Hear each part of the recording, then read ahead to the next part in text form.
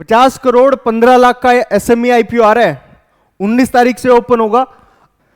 जब भी कभी किसी एसएमई आईपीओ को रिव्यू करो, सबसे पहले उस कंपनी के बिजनेस मॉडल को समझो, रिवेन्यू कहां से आता है, फंड कहां यूज होगा, अल्टीमेट पर्पस क्या होता है आईपीओ रेज करने का, ठीक है। और सिर्फ एसएमई आईपीओ में अगर आप जीएमपी के बेसिस पे वर्किंग करते हो, इन्वेस्ट करते हो अपनी मेहनत की कमाई, बहुत वेस्टेज ऑफ मनी है। एसएमई आईपीओ में जीएमपी को मैनिपुलेट करना बहुत आसान है।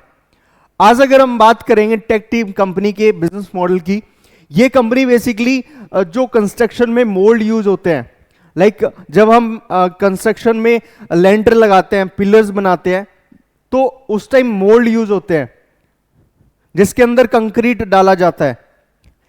उस टाइप के जो मोल्ड होता है उनको ये कंपनी मैन्युफैक्चरिंग करती है, डिजाइन करती है, असेंबल करती है और प्रॉपर वर्किंग फिनिशिंग देती है।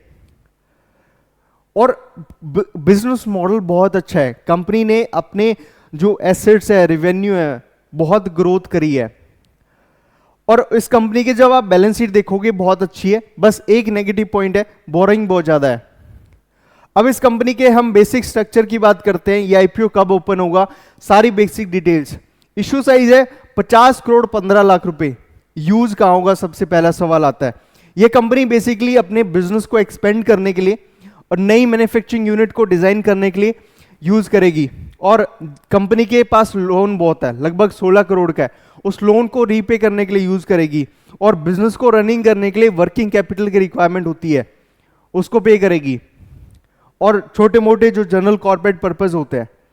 यह आईपीओ बेसिकली 19 तारीख को ओपन होगा, 21 तारीख को क्लोज होगा और 22 मई को इसका अलॉटमेंट स्टेटस आप चेक कर सकते हो।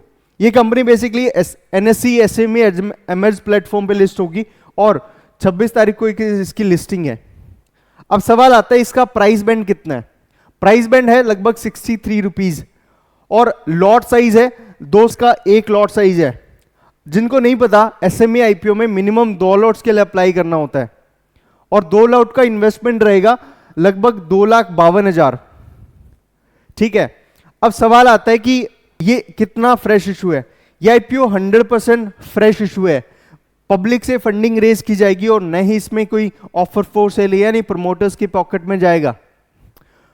अब सबसे बड़ी सवाल आता है कंपनी के फाइनेंशियल्स कैसे हैं। हम बेसिकली 2 फाइनेंशियल ईयर को कंपेयर करते हैं, ठीक है। इसमें हम 2024 और 2026 को कंपेयर करेंगे और बिजनेस ने कितना ग्रोथ दिया है अल्टीमेट वो हम चेक करेंगे। सारे पॉजिटिव और नेगेटिव पॉइंट्स को कंसीडर करने के बाद आप डिसाइड करना बैलेंस शीट कैसी है, बिजनेस कैसा है।